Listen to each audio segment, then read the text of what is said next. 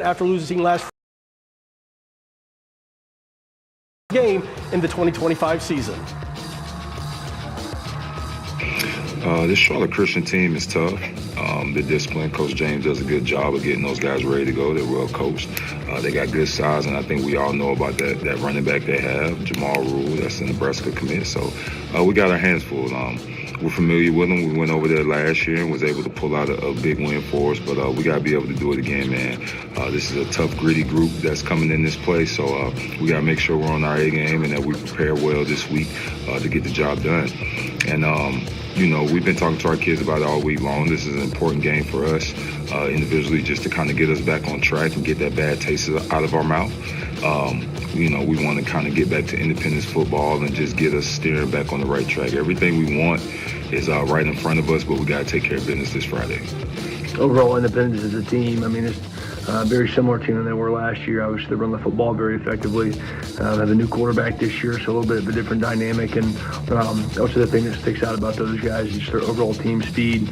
Obviously, they have some pretty dynamic athletes. Could go to Notre Dame, could go to Virginia, all that stuff. And so definitely some good top-end talent. But obviously, for anybody who's top 15 in the state of North Carolina, regardless of classification, I would say they've got some pretty good players across the board, pretty big up front, and just a solid team. So, for us to be able to go to their place and be another dogfight like it was last year, and so excited about our guys being able to compete in that environment and all that stuff. So, obviously excited about it, and DJ does a great job with those guys, and always well schemed, and like I said, the running back's a great player and all that stuff too, man. So, a lot of different weapons for us to try to think through and try to stop and all that stuff.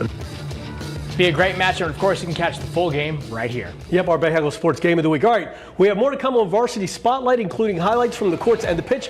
But up next, it's our Varsity Spotlight feature athlete, and you'll not want to miss this one. We'll be right back.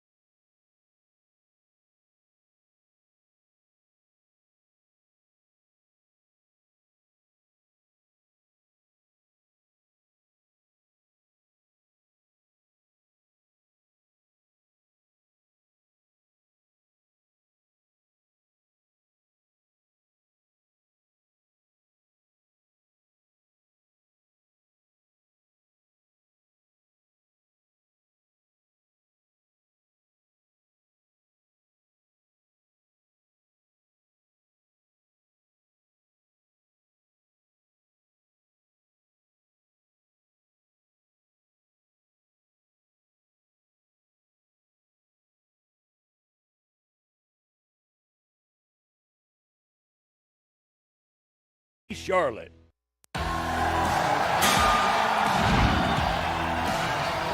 Welcome back to Varsity Spotlight. Every week, we introduce you to high school athletes from around the Queen City who have great stories to tell. And here is the story of one young man who's overcome tremendous loss in his life, and he's used it to motivate him to become the best he can be on the high school hardwood. Take a look.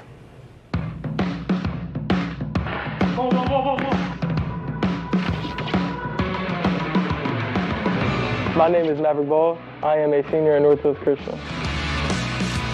I started playing basketball when I was 7 years old. At first I played soccer, and it was okay. I didn't really like it. So then I switched to football, and I really loved it. I loved football with all my heart. But then I tried basketball out. My dad was like, okay, well, we can try it. We tried it here and there. It was really fun. Follow through. I first met Maverick last year at tryouts. I knew right away that he was a fierce competitor. I liked the way that he demanded the court. I liked the way that he knew that he could score any moment. I also liked the fact of he had a consistent jump shot. So it was just little things like that that I liked about him as a player.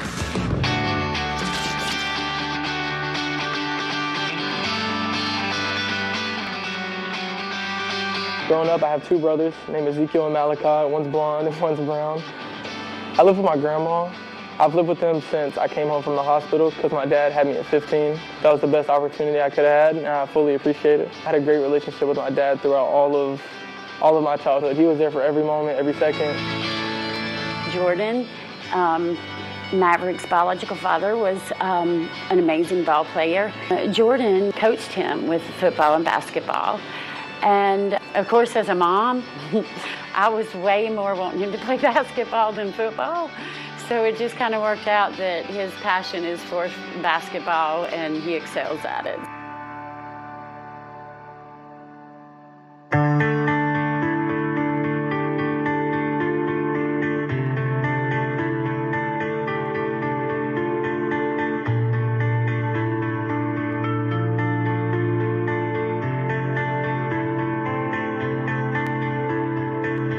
My dad, he sadly passed away when I was 13. He passed away going into my freshman year. So it was 5 years ago on July 21st. We lost Jordan in 2020. It was during COVID. And as a mother, hardest thing I've ever done. And it was just really difficult, like having a big role model just leaving my life instantly. And it just kind of shocked me to my core. The first year he passed away, I didn't want to do anything. I didn't play sports. I kind of just gave up on everything. It was just a really hard time in my life watching that big role model and how he taught me how to do things and his work ethic and my way with sports and like just the drive to be better at everything and like not give up, just leave my life suddenly. All my anger and sadness kind of just went straight into basketball. It was more than just a game at that point.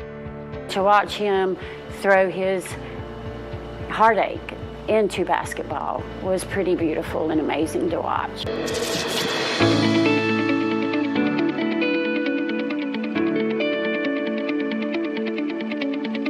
So when Maverick stepped on the court, you just see the fierce competitor come out of him. But soon as it's time to go in that locker room and get dressed, it's like the switch come on and it's like, I'm in competitive mode. I'm destroying everything that's in front of me and I expect my teammates to do the same. Piece of advice that Coach Knox gave me, him and Coach Kozark, our assistant coach, definitely be consistent. Like consistent with life, consistent with the basketball, just consistent in everything.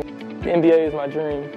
But right now I just want to take a step at a time. Right now I'm just looking for a college and a great home to go to, praying to God, like just trying to find me the right opportunity and the right staff to bring me in and take me in as one of their own. When Maverick steps on the court, for me, the sense of pride I feel, and just so proud of him for all of his accomplishments in the midst of where he could have taken the wrong path. It's hard to put in words. Maverick, I just wanted to let you know that I am so beyond proud of you. To watch your dreams and aspirations be come into life, it's been one of the biggest blessings of my life. I'm your biggest fan, always have been and always will be, and I'm so excited for what the Lord has for your future. I love you so much. It's me and you against the world. My name is Maverick Ball, and this is my Varsity Spotlight.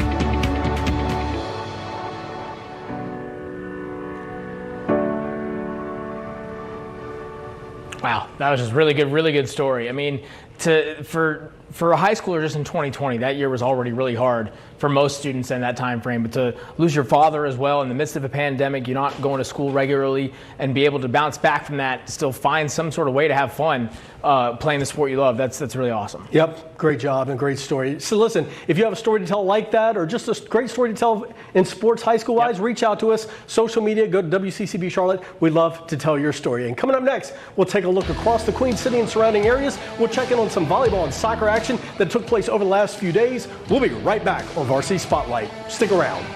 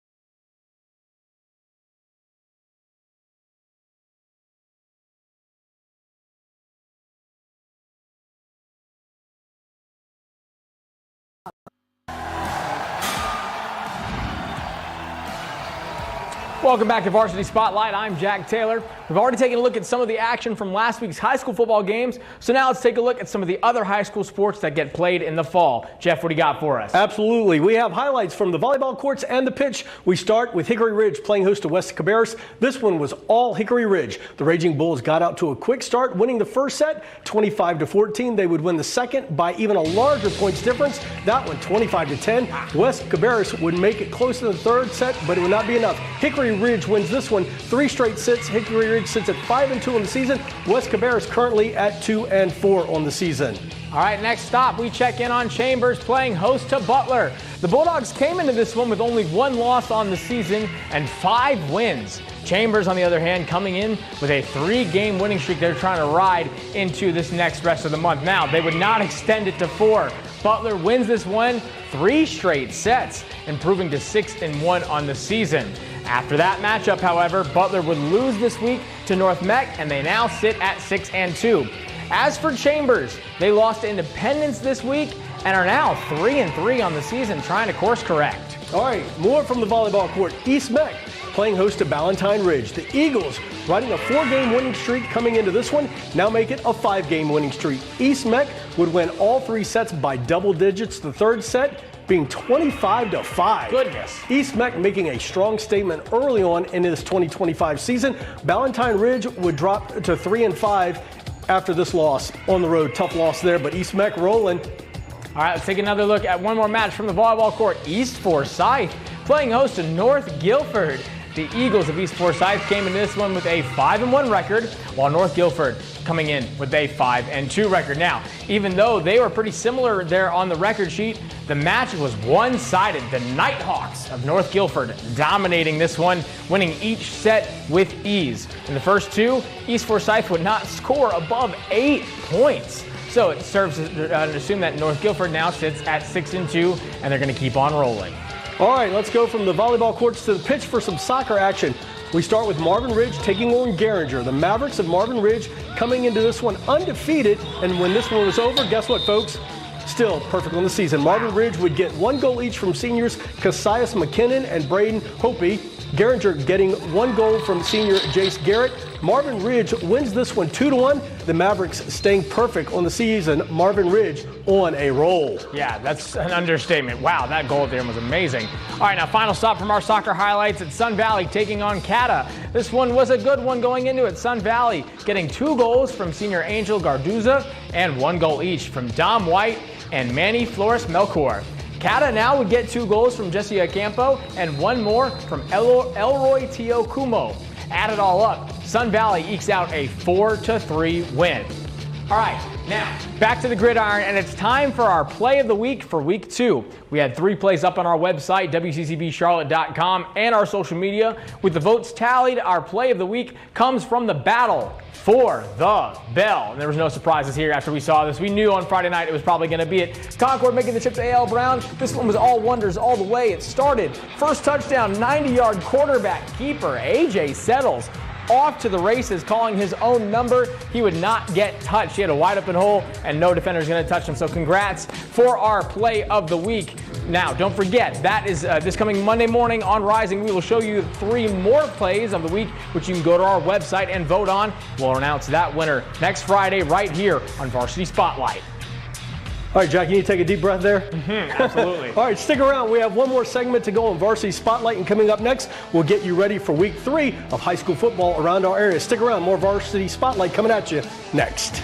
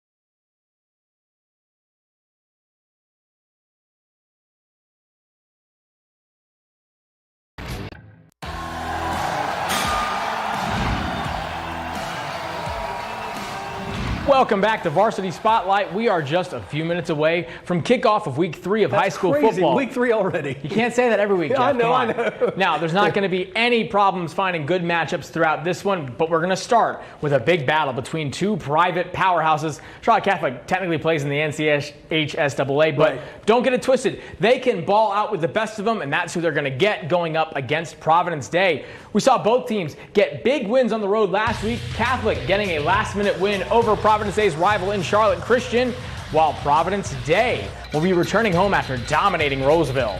All right, we have more for you. We have a border battle pitting North and South Carolina Staples against each other as West Charlotte travels to Rock Hill to take on South Point. Yeah, that's going to be a ball game. Both squads starting off the season with tough losses in the Keep Pounding Classic. South Point falling to Huff. West Charlotte, of course, that 1-point loss to Grimsley. Now, West Charlotte beat a state champ last week in Monroe, and beating is an understatement. Absolutely. They don't score a single point. South Point got a big one, of course, against Rock Hill. Yeah, that's going to be huge for these 2 teams to see, who can bounce back, right? Get that pivotal week 3 win. Now, Now, we find another matchup of 500 teams looking to get back to winning records early on in this one, and it's going to be a huge game pitting up Mooresville against A.L. Brown. Both squads had tough losses to start the season, Weddington and Porter Ridge respectively. But then, last week against rival schools, Mooresville was firing on all cylinders against Sun Valley, putting up nearly 50 points, while A.L. Brown, we saw with the play of the week, putting together a quote-unquote wonderful performance against the Spiders in the battle for the bell. Did you write that? Maybe. All right. Hey, when you are in the non-conference portion of the schedule, it's crucial to get key wins early. When you start 1-1, you have to bounce back. That's exactly what both Weddington and Monroe need to do, but only one of them will be able to do so. Think that's a little unnerving for people? Yeah. Monroe hosting Weddington. The Redhawks didn't score a point at home last week against Weddington. The Warriors got the Warriors got beat at home by Myers Park. Weddington making the trip to Monroe, and what should be a shootout. Weddington needs a win, but so does Monroe. Absolutely. Now, speaking of Myers Park, they'll look to keep the streak alive as they host Providence, as will Butler, as Brian Hales and company travel down to South Carolina to take on Irmo, picking up right where they left off after falling just short of a state title last season. That Butler-Irmo game is going to be huge out in Columbia. That's going to be two major teams fighting for far in the postseason, going head-to-head. Should be great. Now, other major matchups coming tonight. Mallard Creek on the road yet again, this time in Georgia, taking on the number 5 team in the country. The Grayson Rams. That's going to be huge. Huff is also on the road, taking on Highland Springs in Virginia.